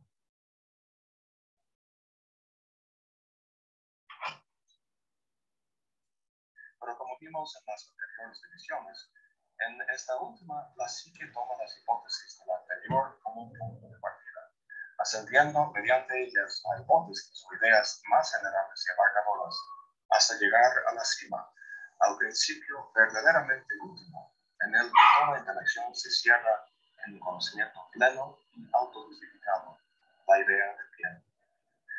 No se trata aquí del mero punto final de un proceso de razonamiento, sino de una transformación de la psique en la que se recupera la visión sinóptica del orden divino. A estas alturas, la gran variedad del mundo cobra sentido, y a partir de su aparente caos, brilla un orden armonioso e inteligible. Se despliega en el cosmos. Bajémonos del éter de los micos platónicos, volvamos a la tierra, a sus entrañas, de hecho. Repentinamente, Sócrates cambia la imagen y nos platica ahora de una caverna. Han de conocer bien el escenario. Disculpen las etiquetas en inglés, pero esta imagen muestra muy bien los elementos. En el fondo de la caverna hay varios prisioneros que han llevado toda su vida aquí. Están atados de manera que solo pueden ver la pared de fondo de la caverna. Detrás de ellos, fuera de su vista, hay una hoguera, y entre ellos y la hoguera, un pequeño burro, detrás del cual camina gente que portan objetos que aparecen arriba del burro, de modo que el fuego proyecta la sombra de los mismos sobre la pared. Y hay sonidos que emanan de la gente detrás del burro, cuyo eco los prisioneros oyen y asocian con las imágenes en la pared. Esta entonces es la realidad de los prisioneros. Los que más éxito tienen en predecir la aparición y movimiento de las imágenes son alabados como expertos. Ahora dice, imagínate que alguien liberara a los prisioneros y que le diera la vuelta para que viera los objetos que proyectaban las sombras. No los reconocería, no sabría qué eran. Y al ver la hoguera, quedaría momentáneamente cegado. Quisiera volver la vista a las sombras que conoce. Si la persona que le liberó le obliga ahora a hacer el ascenso difícil para salir de la caverna, habría más quejas, pero por fin saldría al aire libre en el mundo fuera de la caverna. Al igual que le cegó la hoguera, la luz del sol sería tan brillante que tardaría mucho en acostumbrarse al entorno, pero poco a poco empezaría a ver los objetos que le rodeaban y al final, con mucho cuidado, al sol mismo. Pues creo que podrán ver los puntos de correspondencia entre la alegoría de la caverna y la línea divina. La caverna misma corresponde al mundo visible y la parte fuera de ella al mundo inteligible. Dentro de la caverna, las sombras en la pared son las imágenes de la línea dividida. Las cosas de las que son sombras son las cosas físicas y el fuego es el sol. Fuera de la caverna vemos la misma progresión. Las hipótesis, que son como reflejos de las ideas, y como final el sol como la idea del bien, la más importante de todo. El ascenso fuera de la caverna y hasta la intelección de la idea del bien es lo que constituye la educación de los guardianes. Ahora, a lo mejor te preguntes, ¿quién es tan tonto como para confundir una imagen de una manzana con la propia manzana física? Pues si Platón estuviera con nosotros, quizá nos llevaría al cine. Mira, aquí estamos en la caverna. Aquí van los prisioneros y aquí las imágenes. ¿Cuántos tomamos nuestra idea de belleza, de qué significa ser hombre, o el amor en general, de las imágenes que vemos en el cine? El primer paso en una educación filosófica es poder desligarse lo suficiente para cuestionar estas sombras. Pero para eso se necesita alguien que haya hecho el viaje, que haya logrado salir de la caverna a contemplar el mundo ya de las ideas. Esa persona es el filósofo, desde luego. El problema es que quisiera quedarse en ese mundo de contemplación, pero recuerda a sus compañeros que permanecen en la caverna. Si vuelve a meterse en ella, la oscuridad afectará su vista. No podrá discernir las cosas subterráneas con tanta facilidad que los prisioneros, y se burlarán de él, y si trata de liberarnos, a lo mejor lo maten.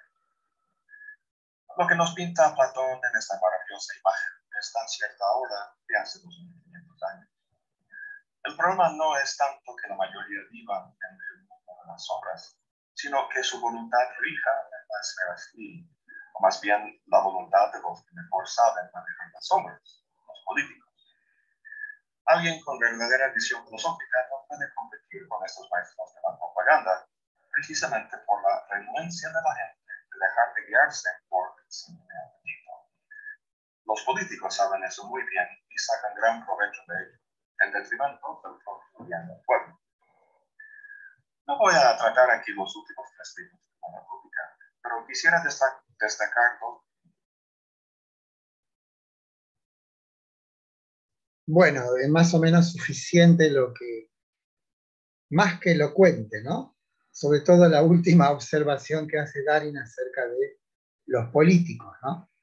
Bueno, como ven, existe una correlación entre lo que él llama la línea dividida y yo llamo el paradigma de la línea y la alegoría de la caverna. Esa complementaria, esa concatenación que existe, es muy importante detectar el momento en el cual el prisionero sale de la caverna.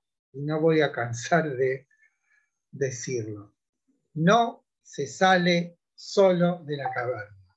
Es necesario que alguien nos interpele, nos obligue a salir de la caverna. ¿Saben cómo se llama a esa interpelación? Educación. Esto es, el alma por su propio ser nunca saldrá de la caverna porque es un mundo previsible, familiar y cómodo. Muy simple.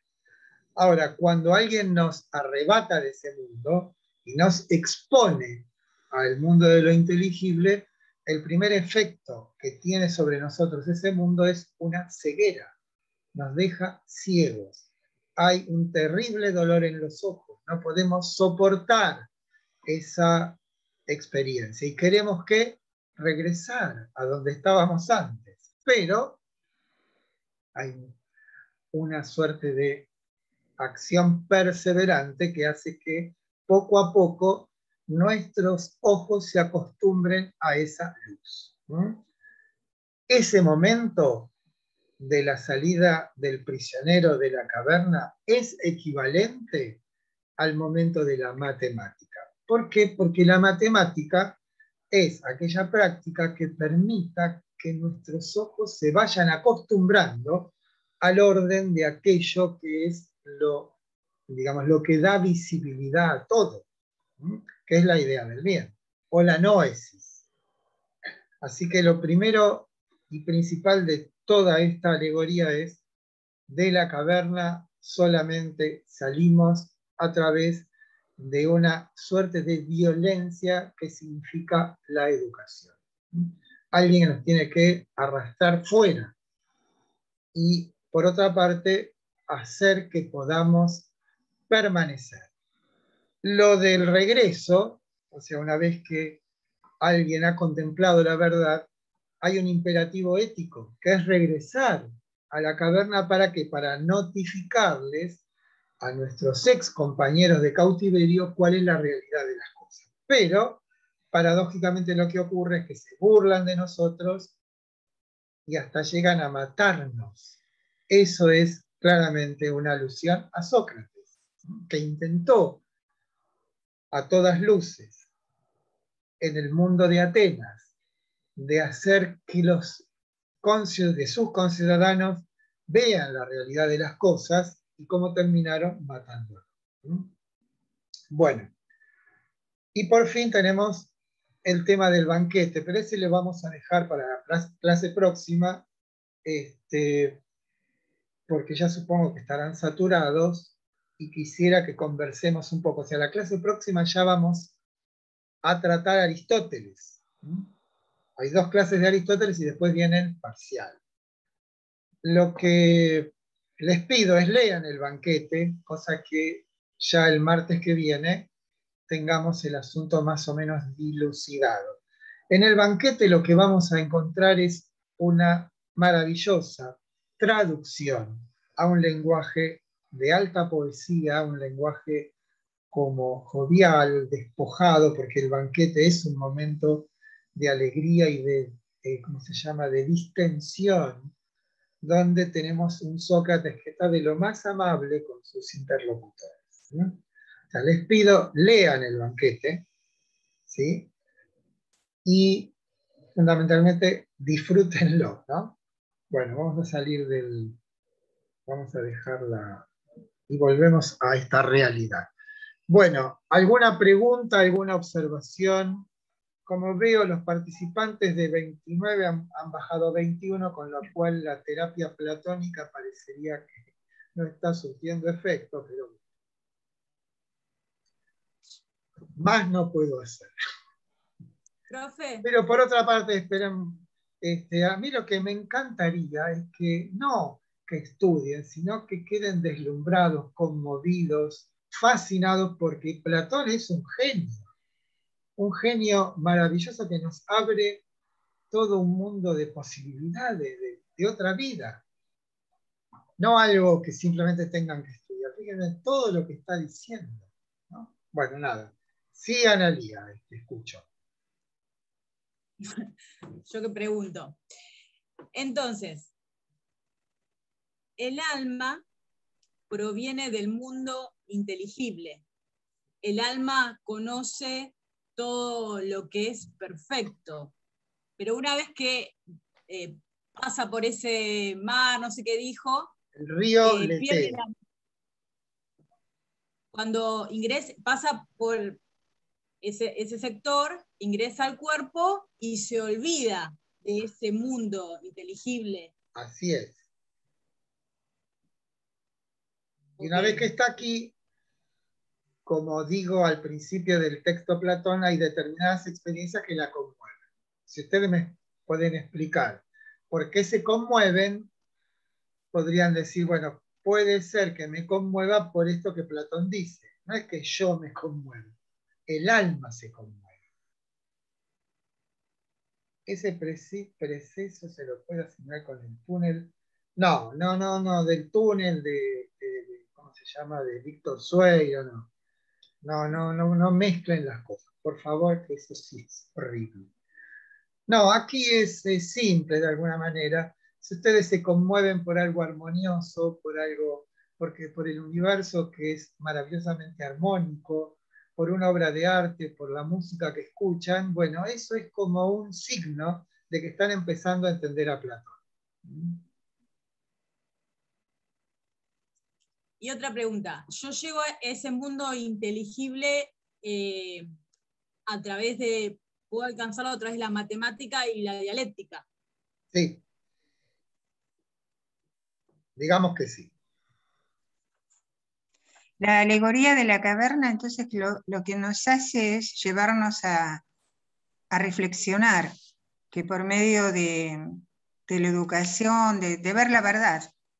Sí, lo que pasa es que hace en filosofía, por ejemplo. El mundo de la caverna es el mundo de lo cotidiano, donde uno está acostumbrado a que pasen habitualmente determinadas cosas. pero ese mundo no nos dice la verdad de esas cosas. Para que podamos percibir esa verdad, debe venir alguien de otro lado, y ese alguien es un maestro, que nos dice, este maestro es esto que estamos leyendo. No tiene que venir una persona en particular a enseñárselo. Esto que estamos leyendo nos está diciendo, ojo, muchachos, que esto, la vida humana, es mucho más importante, grave, interesante que esto que estamos viviendo, ni más ni menos que eso. O sea, no es, voy a decir una mala palabra, ustedes me disculparán, no es esta boludez de vivir simplemente como si fuésemos una begonia o un plátano, es otra cosa. Hay otra cosa. Y esa otra cosa es como que Platón nos dice, muchachos, fíjense que hay algunas experiencias que no las pueden explicar. ¿Por qué no las pueden explicar? Porque el procedimiento que utilizan para explicar algo proviene de las cosas, no del fundamento de las cosas. ¿Sí? Sí.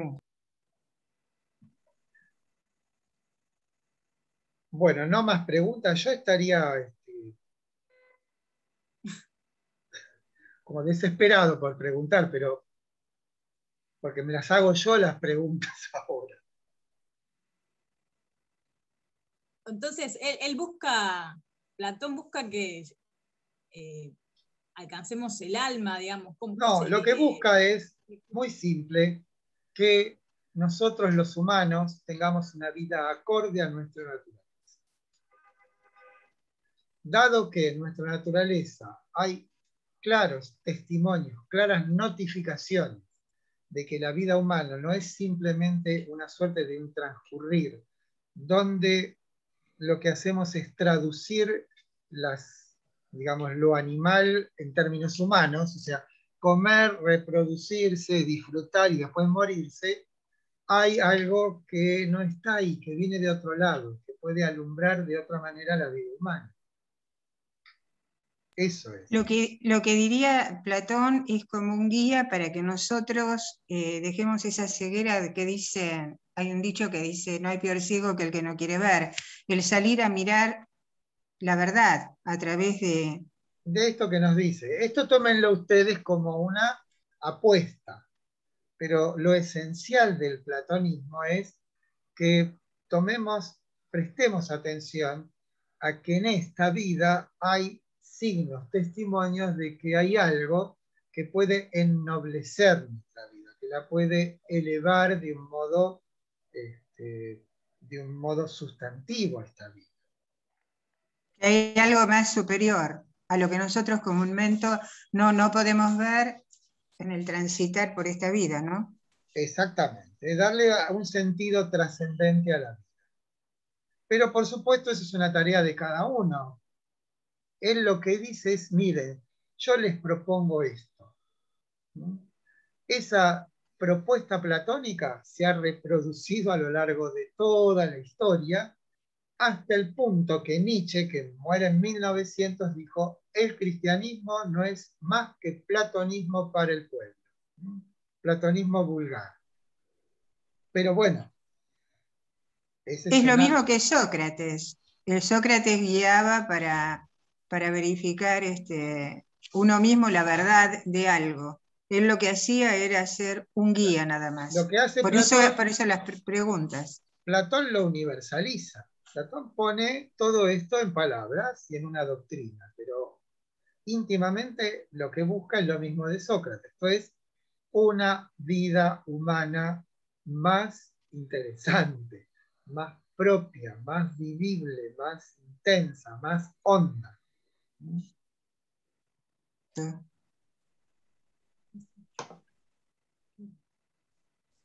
Bueno, ¿alguna otra? Ah, una cosa, el trabajo práctico va el viernes, así tienen tiempo de ir estudiando, ¿sí?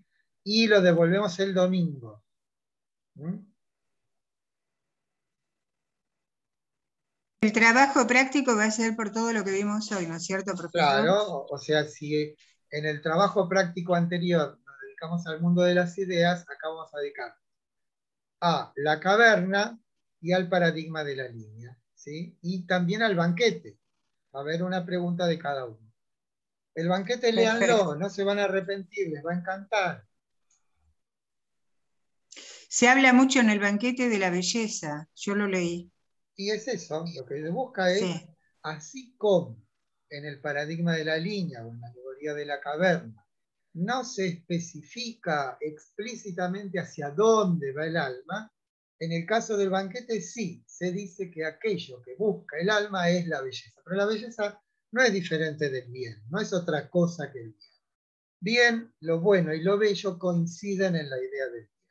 Cuando piensen en, o si quieren, necesitamos pensar en esa idea, pensémoslo como lo que es perfecto. Lo que es perfecto es lo que es armonioso, proporcionado y simétrico. Y eso es lo que nosotros entendemos, o Platón entendía por belleza, ¿no? claro, se habla de la belleza y se habla mucho del amor, y por eso corresponde también que hablan de Eros y de Bueno, Afrodita. justamente porque el amor, en términos platónicos, no es sino esa tensión que experimenta el alma entre aquello que vivió y su pretensión de recobrar aquello que vivió, ¿no? Lo que intenta el alma es que se restaure en él, en ella, aquello que ya vivió, ¿no? O Está bien. sea, cuando se dice tan usualmente, bueno, hay los enamorados, creo que lo dijimos en la clase pasada, no me acuerdo, dice, bueno, es como si nos conociéramos desde siempre, bueno, todo ese tipo de cosas, es lo que dirá Aristófanes en el banquete, ¿no? Sí, por ejemplo, sí. Bueno, estamos listos, ya están suficientemente como grávidos. Disculpe que le interrumpa. Una pregunta. Yo tengo dos banquetes, uno que dice Platón banquete y el otro que dice banquete Apolodoro amigo. No, ese ¿Cuál de es los dos? Apolodoro es una de las personas que está en el banquete. Tenés que leer el banquete de Platón que está en la página web.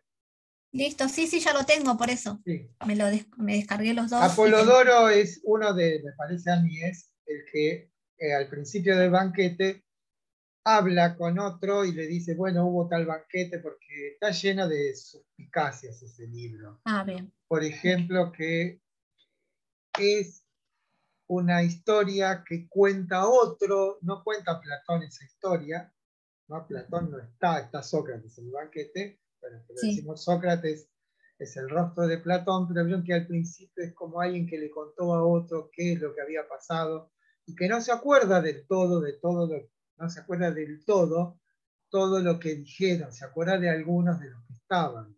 Como que Platón trata de cubrir esa obra como un manto de ambigüedad, ¿no?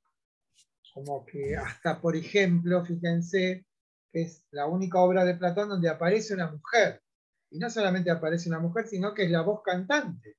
Porque la que da efectivamente la palabra definitiva acerca de qué es el amor es Diótima, sabia de Mantinea, ¿no? De quien es Sócrates discípulo. Cuando Sócrates habla, después de la conversación con Agatón, dice, bueno, todo lo que yo sé del amor me lo enseñó Diótima de Mantinea. Y más te voy a decir, Agatón, que es al que acaba de destruir Sócrates. Yo pensaba lo mismo que vos acerca del amor, que era un gran dios, etcétera, etcétera. Pero de esto, digamos, quien me sacó del error fue Diótima. Y como les digo, la única mujer que aparece en un texto platónico, que no es un personaje histórico además, ¿eh? No hay ningún registro de que Diótima haya existido. Tampoco se sabe si el banquete existió, podría ser.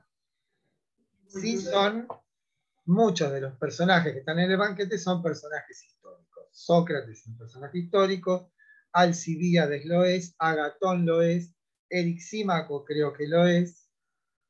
Son personas como si dijeran, bueno, se reúnen, no sé, Joaquín Furriel, Rodrigo de la Serna y otro, se ponen a comer, comen, beben y después mandan discursos acerca del amor. Cada uno dice algo. Que en vez de estar emborrachándose y poniéndose tristes, estos se emborrachan y dicen cosas amables.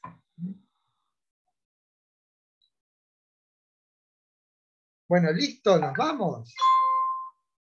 Nos vemos entonces el martes. Recuerden, si tienen a esos grupitos de WhatsApp, avisen que el trabajo práctico va a ir el viernes, porque si no me van a enloquecer con mails, como suelen hacerlo. ¿Sí? ¿Por qué no vino el trabajo práctico? Así que bueno, nos vemos el martes que viene. ¿Sí? Hasta el martes, profesor. Gracias. Muchas gracias.